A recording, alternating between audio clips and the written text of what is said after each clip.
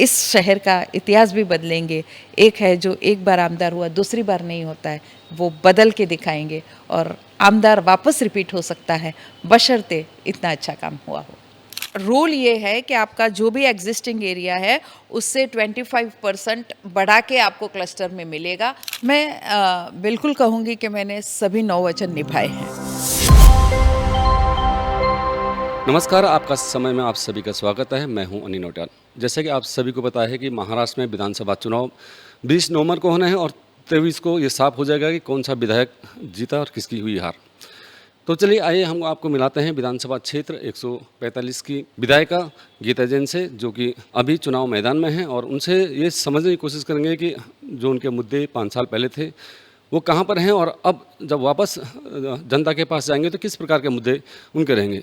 तो हम विधायक गीता जैन से सीधे बात करेंगे कि मैडम, 5 साल आपके बड़े उतार चढ़ाव के रहे। जब आप विधायक बनी तो उसके बाद एक महामारी आई, उसके बाद भी आपने कोशिश की कि भाई सरकार में शामिल हुई, फिर अभी वापस जनता के सामने जा रहे हैं। तो 5 साल का जो लेखा जोखा है, जो आपके 9 वचन हुआ करते थे, जो आपने कहा था, अभी चर्चा भी है 9 वचनों की, तो क्या 9 वचन पूरे हो चुके हैं? मैं बिल्कुल कहूँगी कि मैंने सभी 9 वचन निभाए हैं।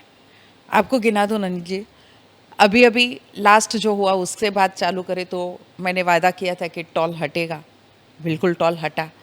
दूसरा था पानी के लिए।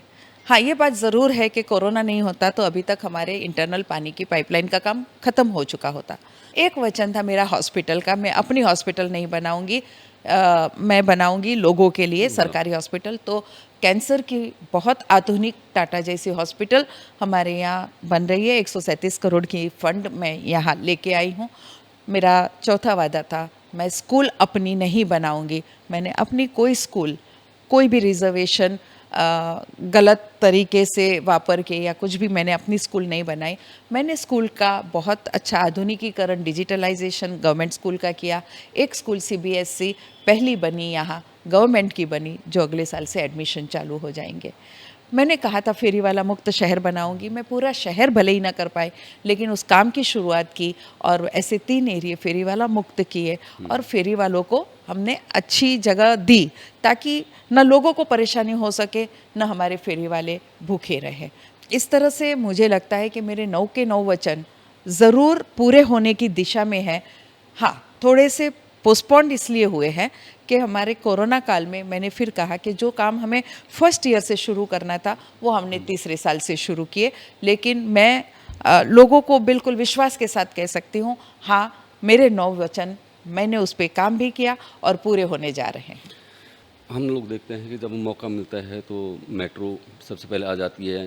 हम कई बार देखते हैं, हम नाम तो नहीं लेंगे, लेकिन किसी का जन्मदिन आ जाता है तो बैनर में मेट्रो आता है, या कुछ काम दिखाने की बात आती है तो मेट्रो आ जाता है। आपने भी कुछ मेट्रो के लिए काम किया कि नहीं? देखिए, मेट्रो सबसे पहले मांग ही मेरी थी। इनफैक्ट एक संस्था थी जो मेरे पास आई और तब हमने तय किया यस, हमारे शहर में मेट्रो होनी चाहिए। तब के ये जो मेट्रोमैन कहे जाने वाले, उन्होंने कहा था नहीं, ऐसे छोटे शहर में मेट्रो की ज़रूरत नहीं है। तो मैंने कहा छोटा शहर कल बड़ा हो जाएगा, चलिए हम सब प्रयत्न करते हैं। और जब सूर्या का ओपनिंग था 2017 में, सूर्य प्रकल्प पानी का, हाँ। तब के मुख्यमंत्री फडणवीस जी आए थे और मैंने खुले मन से मांग की थी कि हमें हमारे शहर में मेट्रो चाहिए। और तब फडणवीस जी ने वायदा किया था बहुत जल्दी डीपीआर करके हम यहाँ मेट्रो लाएंगे, और यहाँ मेट्रो है। पानी के बारे में भी एक लंबी राजनीति होती आई हुई है कि भाई अब 24 घंटे मिलेंगे, फिर इतने घंटे मिलेंगे ना, वो चल ही रहा है। तो आप ये देखिए, बताइए कि आपने पानी के लिए क्या किया? पानी का 2017 में सूर्या होने के बाद, उसके बाद 5 साल ऑफ कोर्स मेरी सत्ता भी नहीं थी, मेरे हाथ में कुछ था नहीं, पर पानी के इंटरनल पाइपलाइन यहाँ शहर में 50 फुट भी नहीं कहीं बिछाई गई। तब ये विचार नहीं किया गया कि सूर्या का पानी आएगा तो हम शहर में पानी कैसे सप्लाई करेंगे। एग्जिस्टिंग जो हमारी पाइपलाइन है वो 218 MLD को वहन नहीं कर सकती। और कोरोना ख़त्म होते ही सबसे बड़ा मेरे सामने क्वेश्चन था कि अब हमें इंटरनल पाइपलाइन चाहिए। वसई विरार की पाइपलाइन तैयार हो चुकी है, उनको सूर्या वाटर मिल चुका है और हम अभी भी पीछे हैं। लेकिन जैसे मैंने कहा, फिर उसके बाद तब फंड नहीं था हमारे पास। इतनी बड़ी पाइपलाइन बिछाने के लिए 516 करोड़ का फंड चाहिए था, वो हमारे पास नहीं था। हमने वो फंड अमृत 2 योजना से दिल्ली से लाया और अब यहाँ पाइपलाइन का 70% काम पूरा हो चुका है और फरवरी में पानी ज़रूर मिलेगा। लोग जो वायदा करते हैं उनके आपको याद दिला दूं कि टाकी पे जाने का रास्ता, चेना पे जाने का रास्ता, जहाँ सबसे बड़ी टाकी बन रही है, जहाँ से पूरे शहर को वितरण होगा, वो रास्ता थोड़ा सा उनके पास है और उन्होंने उस रास्ते से ट्रक ऊपर जाने नहीं दी। हमें बाजू के रास्ते से किसी और का रास्ता था, उन्होंने बड़े खुले मन से वो अपना रास्ता दिया। आज भी हमारी ट्रक उस टाकी के काम के लिए वहाँ से जा रहे हैं। ये विकास पुरुष सो कॉल्ड कहलाने वाले विकास पुरुष है या विनाश पुरुष, क्योंकि उन्होंने मेट्रो का काम भी रुकवाया है। अभी अभी आपने एक और लेटर और न्यूज़ देखी होगी, पहले वेस्ट में रुकवाया था, अब हमारे काशी गांव स्टेशन का चौथा सीढ़ी नहीं वहाँ उतर पा रहा है। ये जो सफ़र आपका रहा लंबा, तकरीबन 20 सालों का राजनीति सफ़र रहा, जैसे अभी आप विधायक का जो सफ़र हमने बात कर रहे हैं, आप काम करने में देख तो फंड लाने की कोशिश, फिर जो ज़मीन जिस प्रकार से लोगों किसी की ज़मीन बीच में आ जाती है, फिर उनसे बात करना, फिर वो काम को आगे लेके जाना। आपको लगता है कि अगर सब लोग मिल के काम करें, अगर भाई शहर के हित में, जब शहर का काम होता है तो उसमें विरोधी और पक्ष विपक्ष नहीं होना चाहिए, ये होना चाहिए कि भाई जनता का काम होना चाहिए। आपको लगा कभी कि बहुत जद्दोजहद उसके लिए भी करना पड़ता है अलग से? बिल्कुल बिल्कुल। पहला प्रेफरेंस ही अनिल जी जनता का होना चाहिए, हमारे शहर के विकास का होना चाहिए। उस समय हमें सब मतभेद भूल जाने चाहिए, क्योंकि उसमें हमारे शहर की जनता का हित होता है। पॉलिटिकली आप विरोध रखिए, विरोधी होने भी चाहिए, लेकिन सबने मिलके जनता के लिए काम ज़रूर करना चाहिए, हमारे शहर के लिए काम ज़रूर करना चाहिए। अब आपको बताऊं, क्लस्टर की योजना है, बहुत अच्छी योजना है, हमारी पुरानी बिल्डिंगों को बहुत अच्छा फ़ायदा होगा। और मैंने वो योजना 3-4 जगह लाई भी और वहाँ मार्किंग भी किया। अब वहाँ गुमराह ये किया जा रहा है कि 15 साल आप बेच नहीं सकते, जबकि ऐसा कोई रूल नहीं है।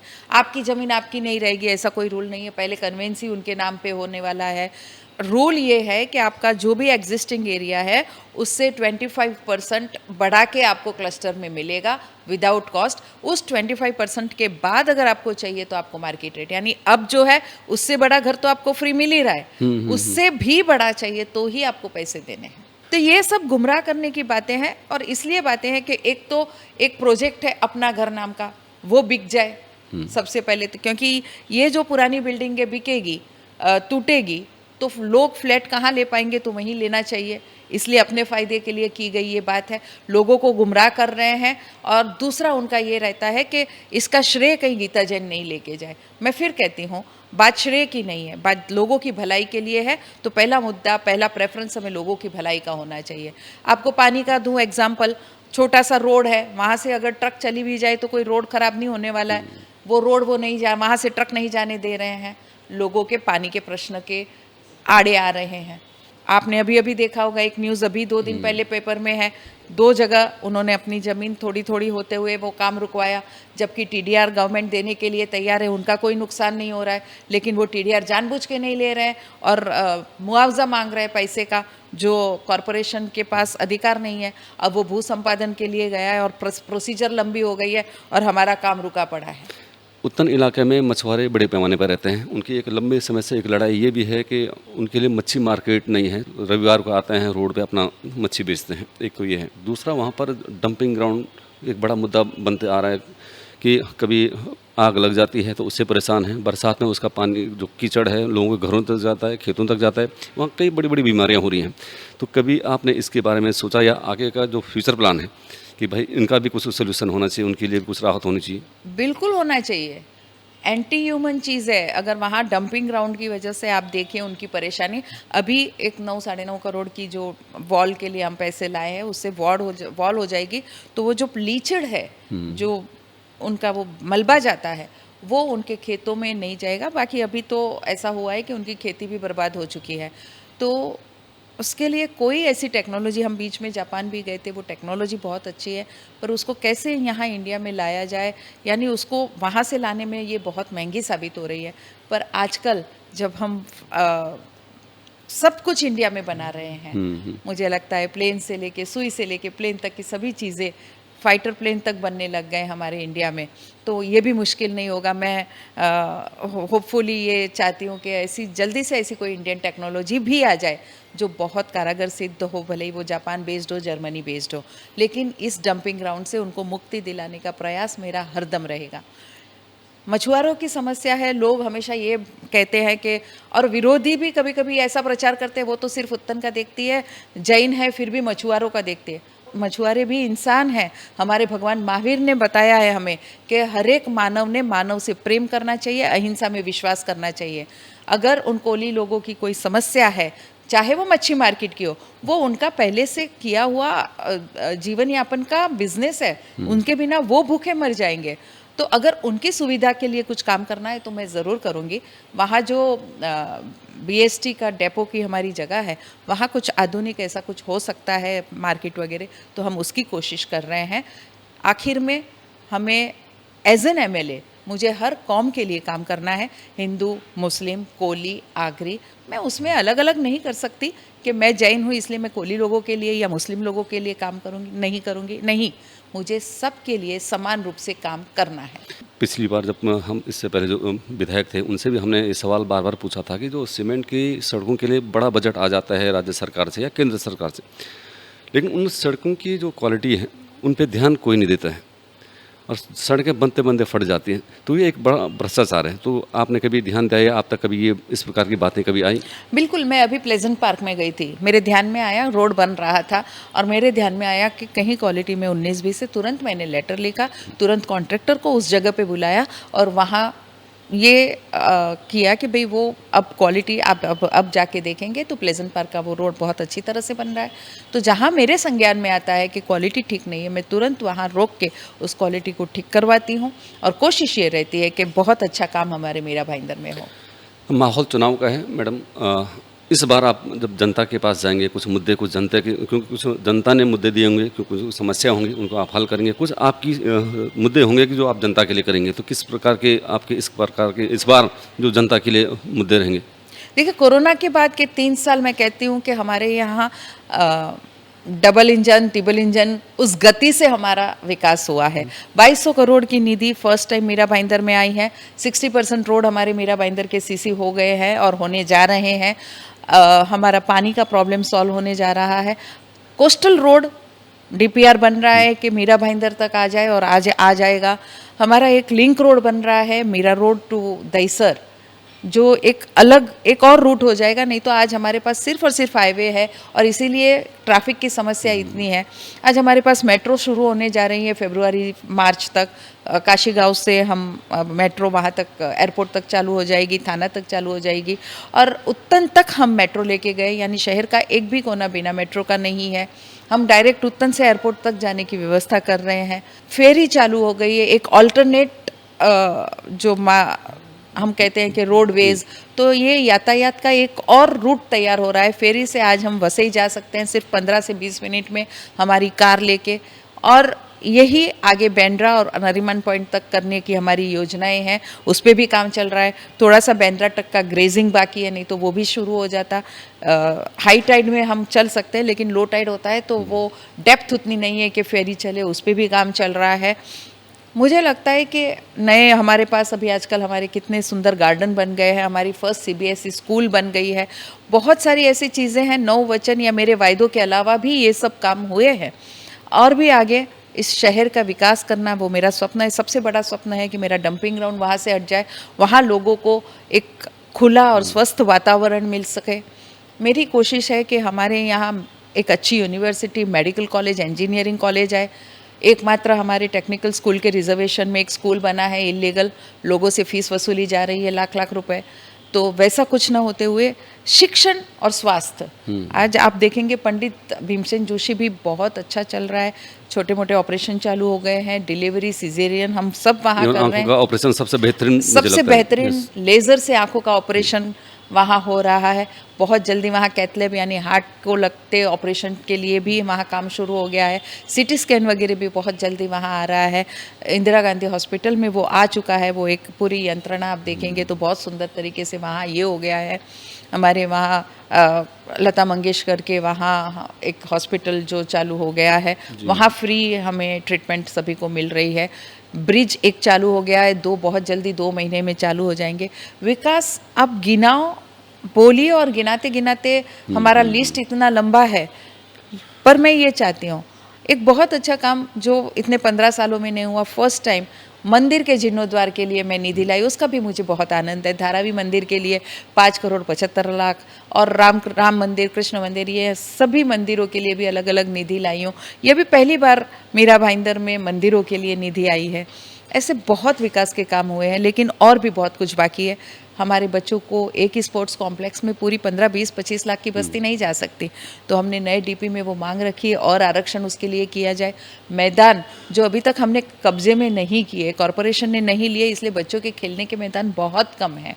मुझे और मैदान चाहिए। आखिर हमारी भावी पीढ़ी का स्वास्थ्य मैदानों के रहते बहुत अच्छा हो सकता है। लोगों की रुचि जब बाहर खेलने में होगी, अपने आप स्वस्थ रहेंगे। मुझे यूनिवर्सिटी चाहिए, इंजीनियरिंग, मेडिकल कॉलेज के साथ साथ डिग्री कॉलेज भी यहाँ बहुत कम है। हमारी बस्ती के हिसाब से आप देखेंगे तो कॉलेज नहीं है, इसीलिए हमने आरक्षण में अभी एजुकेशनल पर्पस के लिए चाहिए, क्योंकि हर बार आरक्षण स्कूल का होता है, उसमें हम कॉलेज नहीं बना सकते, तो एजुकेशनल पर्पस करने से हम वहाँ कॉलेज बना पाएंगे। जल्दी ही नया डीपी जब लागू हो जाएगा और मंजूर होके आएगा और ऐसे आरक्षण होंगे तो हम यहाँ कॉलेजेस करना चाहते हैं, ताकि हमारे बच्चे जो ट्रेन से बाहर जा रहे हैं और बहुत उन्हें परेशानी हो रही है, उनको वो परेशानी कम हो। हमारे यहाँ स्टील इंडस्ट्री बहुत बड़ी इंडस्ट्री है, लेकिन उसे हमने अच्छी तरह से विकसित नहीं होने दिया, नहीं तो ये इंडस्ट्री बहुत आगे नाम कमाती। तो एक पूरा इंडस्ट्रियल जोन, सब अत्याधुनिक सुविधाओं के लिए हम एटलीस्ट कोई भी, चाहे वो स्टील हो, कपड़े की इंडस्ट्रीज़ हो, पर ऐसे उन्हें सहूलियतें दी जाए कि ये इंडस्ट्री पूरे भारत में और विश्व में यहाँ की इंडस्ट्री फेमस हो। ये मेरा सपना है। तो हम उसके लिए एक अलग से जोन बना के उसकी व्यवस्था करना चाहते हैं। एक कॉरपोरेट सेक्टर अलग से बनाना चाहते हैं, ताकि वहाँ लोगों को नौकरी मिल सके। अब बात करते हैं टिकट की। आप निर्दलीय थी और आपने महायुति को सपोर्ट किया। अभी तक, क्योंकि अभी काफ़ी नज़दीक फॉर्म भरने की जो तारीख हैं आ चुकी हैं और अभी तक महायुति ने टिकट डिक्लेयर नहीं की, तो आपको क्या लगता है, आपका महायुति से चुनाव लड़ेंगे? बिल्कुल, मुझे फडणवीस जी और शिंदे जी ने ये वायदा किया है और मुझे पता है कि दोनों हमारे नेता अपना वचन पालने के लिए मशहूर है, तो दोनों अपना शब्द रखेंगे। और अभी आप देखिए 30 से 40 लोगों की टिकट और डिक्लेयर होनी बाकी है, और मुझे लगता है आज तक वो डिक्लेरेशन हो जाना चाहिए। और मैं बहुत पॉजिटिव हूँ कि ये मेरी सोच है, मेरा मानना है कि महायुति इस बार टिकट मुझे ज़रूर देगी। आप जनता के पास जाते हैं, मैं देखता हूँ कि दिन भर में आपकी 8 से 10 सभाएं, लोगों से छोटी छोटी सभाएं मिल के आ रहे हैं, तो लोगों का रिएक्शन क्या है, लोग क्या कहते हैं आपसे? बहुत प्यार मिलता है जब जनता के सामने, जनता के साथ में वार्तालाप करती हूँ, तब एक जो क्विक रिस्पांस होता है ना, वो बहुत अच्छा लगता है। जनता कहते हैं हमें आप पे पूरा विश्वास है, आपने जो 5 साल करके दिखाया है। और सबसे बड़ा मुद्दा जो वो लोग बोलते हैं कि हमें इतने सालों में पहली बार एक ऐसा नेता मिला जिसके लिए हम गर्व से कहते हैं कि इसने भ्रष्टाचार नहीं किया। तो बिना भ्रष्टाचार, बिना किसी को हैरान किए, बिना किसी बिल्डर की ज़मीन हड़पे या किसी गरीब की ज़मीन हड़पे, ये 5 साल जनता को बहुत विश्वास है कि उन्होंने ठान ली है कि अब इस शहर का इतिहास भी बदलेंगे।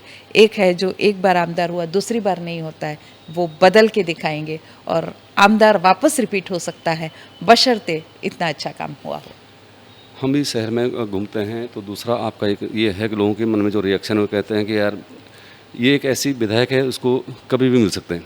ये मेरे, देखिए जब मैं मेयर थी, आप भी आए शहर में, एक मेयर रोज़ ऑफिस जाती हो, मेयर के ऑफिस में, और सामान्य लोगों से मिलती हो, ये पहली बार शहर में हुआ था। मुझे लगता है कि जब हमें पद मिलता है तो उस पद का सदुपयोग, सबसे ज़्यादा सदुपयोग तभी होता है जब आप कॉमन लोगों को सुनते हो, उनकी छोटी छोटी समस्याएं होती है। आप मानेंगे मेरे ऑफिस में लोग अपने घर के झगड़े, ऑफिस के झगड़े, जो एक आमदार का काम नहीं है, लेकिन बड़े विश्वास के साथ आते हैं कि वहाँ जाएंगे तो भले ही ये एक आमदार के प्रोटोकॉल में नहीं बैठता, लेकिन वो मुझे घर का सदस्य समझते हैं, इसलिए अपनी सभी समस्याएं लेके आ जाते हैं, रोड की हो, जो भी समस्या लेके आए होते हैं, इसलिए इस विश्वास के साथ आते हैं कि एक तो जब भी जाएंगे तब मिलेंगी, और दूसरी हमारी सभी समस्याओं का समाधान मिलेगा। अंतिम सवाल ये है कि महाविकास अघाड़ी के कैंडिडेट तो सामने आ चुके हैं, मुजफ्फर साहब, अभी आपके आपस में ही कई कैंडिडेट हैं, तो आपको क्या लगता है, आपका चैलेंज क्या है कि महाविकास अघाड़ी या फिर कोई और? देखिए, एक उम्मीदवार के लिए जो चुनाव में उतरता है तो उसके लिए चैलेंज उसके सामने बाकी के सभी कैंडिडेट होते हैं जो खड़े होते हैं। किसी की ताकत कम हो किसी की ज़्यादा हो, लेकिन है तो अपने प्रतिस्पर्धी। उन्हें कभी भी इस तरह से नहीं गिनना चाहिए कि नहीं नहीं उसका कुछ नहीं। नहीं, मैं हर एक प्रतिस्पर्धी को ये नज़रिए से देखती हूँ कि मुझे इनसे भी लड़के ही जीतना है। बहुत बहुत धन्यवाद। ये थी विधायक गीता जैन। उनसे हमने जनता के मुद्दे, उनके क्या जनता से अपेक्षा है, वो हमने पूछने की कोशिश की। हमें विश्वास है कि शायद आपको भी हमारा ये जो प्रोग्राम है उसमें कहीं ना कहीं सच्चाई नज़र आई होगी, और शायद अगर आप भी जो आपके कुछ मुद्दे हैं जो रह गए हैं, आप हमारे मैसेज बॉक्स में दे सकते हैं, और उसी मैसेज बॉक्स में पढ़कर हम वो मुद्दों को लेके फिर गीता जी के पास आएंगे और फिर आपके सवालों के जवाब भी देंगे।